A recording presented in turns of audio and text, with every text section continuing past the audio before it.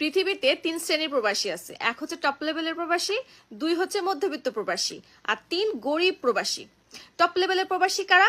যারা বছরে 1-2 বার দেশে যাবে এবং সবার মন মতন জিনিসপত্র নিয়ে যাবে। আইফোন নিয়ে যাবে, প্রাডা নিয়ে যাবে, গুচি নিয়ে যাবে, মাইকেল কোর নিয়ে যাবে, ম্যাক নিয়ে যাবে, তারপরেও কারোর মন ভরবে না।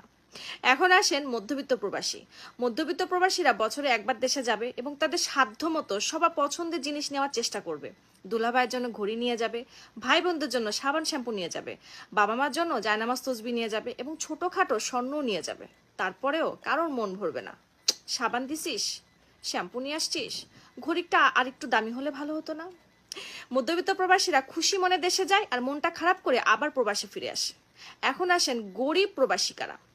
গরিব প্রবাসীরা তাদের মাসের পুরোটা বেতন দেশে পাঠায় দেয়, পরিবারকে পাঠায় দেয় এবং কাজের শেষে ওভারটাইম করতে করতে তাদের জীবন শেষ হয়ে যায়।